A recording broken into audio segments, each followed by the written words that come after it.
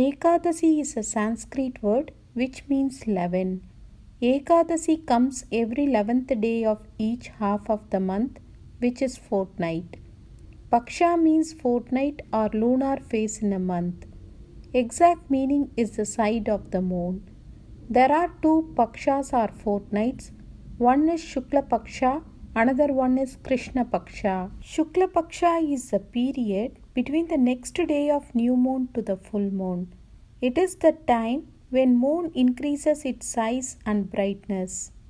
Krishna Paksha starts from the next day of full moon and lasts until the new moon. It is the time when moon reduces its size and brightness. As there are two Ekadasis in a month, it comes around 24 Ekadasis in a year. The Ekadasi is dedicated to Lord Vishnu and it is a day of fasting. Devotees perform full fasting without having food or water, or partial fasting with only fruits and no grains. Let's see about Aja Ekadasi. Aja Ekadasi is observed on 11th day of Krishna Paksha in the month of Bhadrapada. In English calendar, it comes either in the month of August or September. It is also called as Bhadrapada Krishna Ekadasi or Annada Ekadasi. This Ekadasi day is dedicated to Lord Vishnu and Goddess Mahalakshmi. The fasting helps devotees to choose a path of salvation and ultimately reach the abode of Lord Vishnu. This fasting achieves freedom from the cycle of birth and death. It is mentioned in Puranas that observance of this Ekadasi will remove all sins of past and present lives. Devotees will get same benefit as like performing Ashwamedha Yajna. In a short, this Ekadasi will reduce sins and increase the blessings.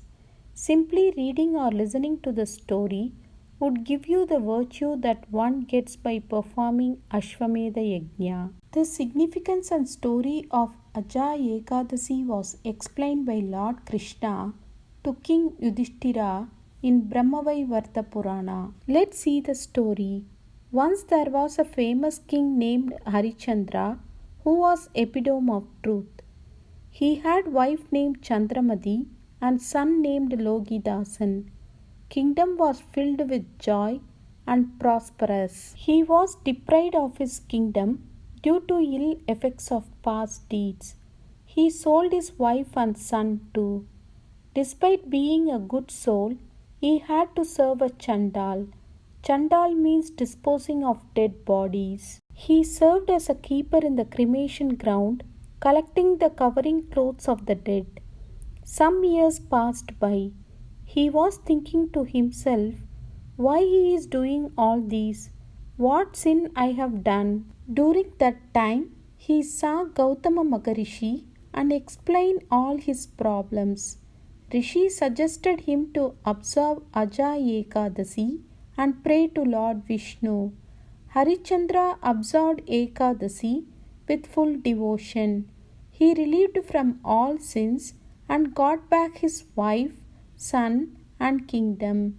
They all lived happily. On this day, devotees recite Vishnu Sahasranamam and Vishnu mantras. They go to Lord Vishnu temples and perform pujas. We can also chant this mantra. Om Namo Bhagavate Vasudevaya.